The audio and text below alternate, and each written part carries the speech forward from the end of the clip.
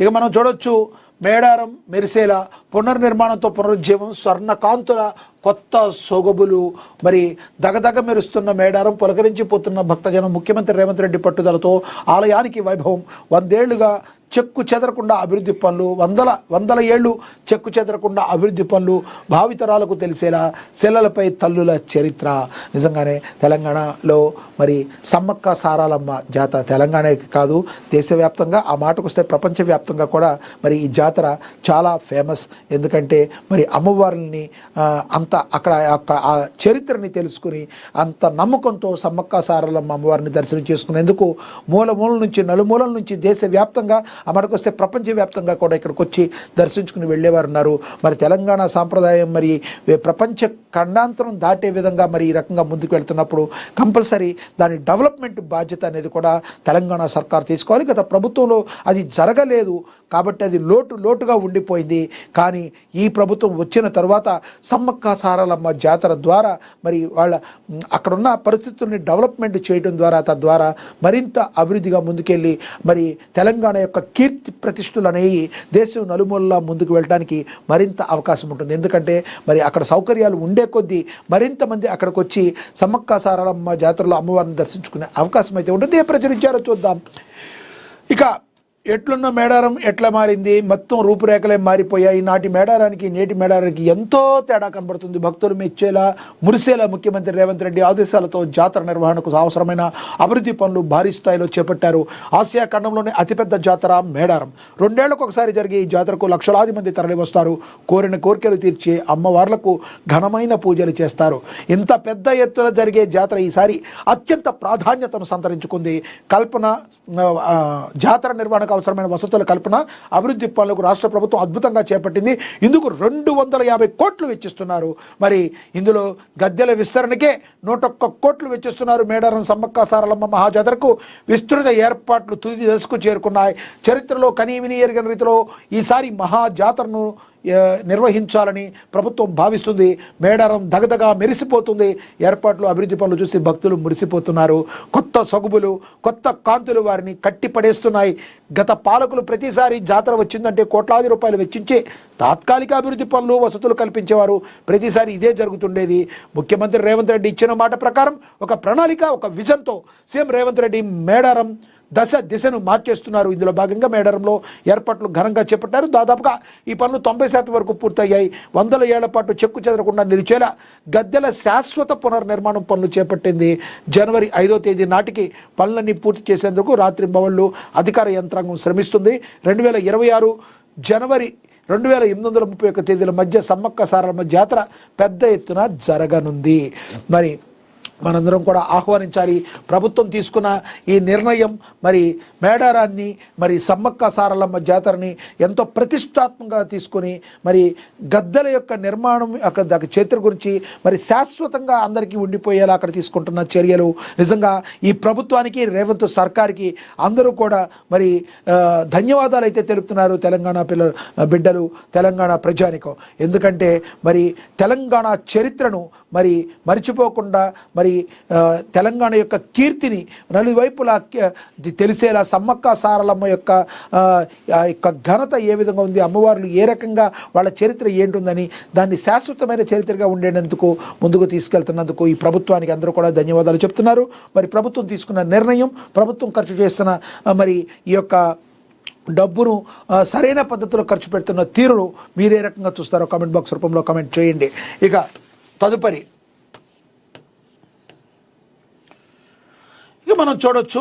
ఇక హెచ్ఐవిపై ప్రతి ఒక్కరికి అవగాహన ఉండాలని చెప్పి మరి అవగాహన కల్పించే టీం దిశగా ఉంది. జిల్లా వైద్య ఆరోగ్య శాఖ అధికారి లలితాదేవి మరి ఈ హెచ్ఐవిపై అవగాహన కల్పించాలని చెప్తున్నారు. ఇక ఓవరాల్గా చూసుకుంటే ఇలా ఇంపార్టెంట్ న్యూస్ని మనం చూసాం. ఈరోజు ఈ మహాపత్రిక మనం చూస్తున్నాం, మహా డిజిటల్ దినపత్రిక. మరి మీరు ఏవేవైతే కూలంకుషంగా ఇంకా మరిన్ని వార్తలు చూడాలనుకుంటున్నారో మీరు ఇప్పుడే సబ్స్క్రైబ్ చేసుకోండి, డౌన్లోడ్ చేసుకోండి మహా డిజిటల్ దినపత్రిక. మరి ప్రపంచవ్యాప్తంగా, దేశవ్యాప్తంగా, తెలంగాణ రాష్ట్రంలో ప్రధానంగా అసలు ఎక్కడ ఏ మూల నుంచి ఏం జరుగుతుందో ఎప్పటికప్పుడు తెలియపరచడానికి మహాదినపత్రిక మరి రెడీగా ఉంటుంది. మీకు ఏదైనా కూడా కూలంకుషంగా తెలుసుకోవాలంటే ఇప్పుడే డౌన్లోడ్ చేసి సబ్స్క్రైబ్ చేసి మీరు ఫాలో అవ్వండి పేజ్ని, మహా డిజిటల్ దినపత్రిక.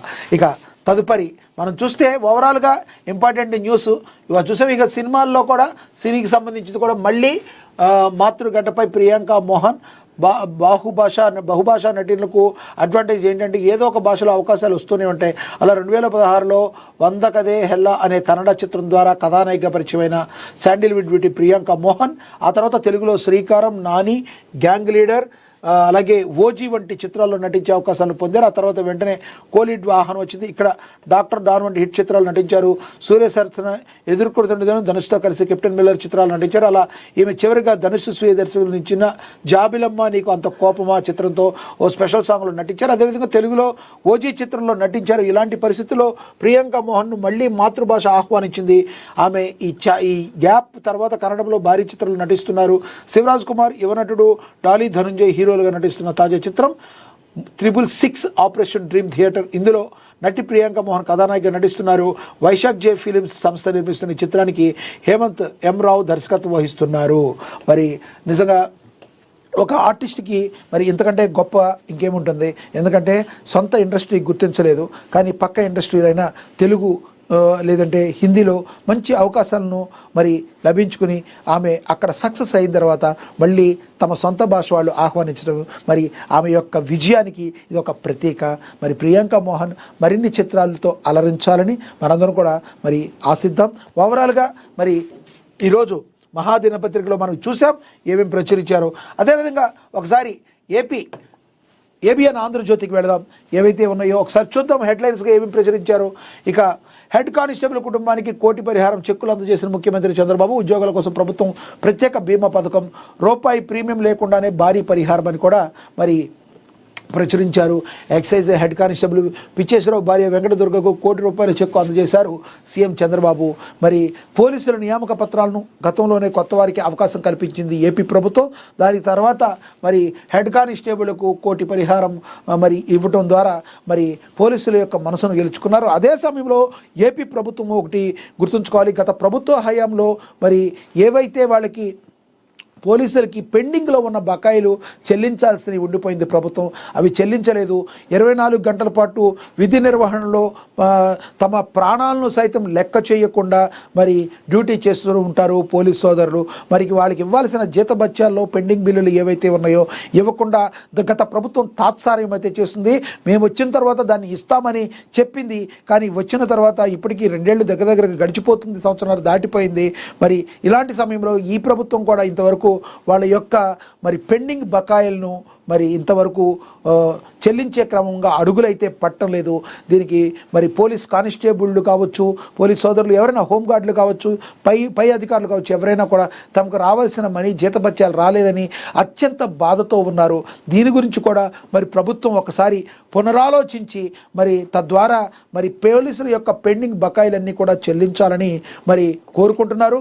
ఏఎన్ఎన్ న్యూస్ నుంచి కూడా కోరుకుంటుంది. ఏపీ ప్రభుత్వం ఏదైతే ఉందో ఆంధ్రప్రదేశ్ సర్కార్ మరి గత ప్రభుత్వం యొక్క వైసీపీ ప్రభుత్వం యొక్క దాష్టికానికి గురయ్యింది. మరి ప్రజలందరూ కూడా చాలా నరకంలోకి వెళ్ళిపోయారని చెప్పి మేము వస్తే మేము మీకు అన్నీ చేస్తామని చెప్పిన మరి ఏపీ ప్రభుత్వం ఈసారి మరి విధి నిర్వహణలో ప్రాణాలను సైతం లెక్క చేయకుండా మరి తమ పోలీసు పనిని చేస్తూ మరి శాంతి భద్రతలను కాపాడుతూ ప్రజలందరూ కూడా సుఖ సంతోషాలతో ఉండటానికి అనునిత్యం కష్టపడే పోలీస్ సోదరులకి మరి వాళ్ళు ఎవరికి ఇవ్వాల్సిన పెండింగ్ బకాయిలు చెల్లించాల్సిన బాధ్యత ప్రస్తుత ప్రభుత్వం మీద ఉంది.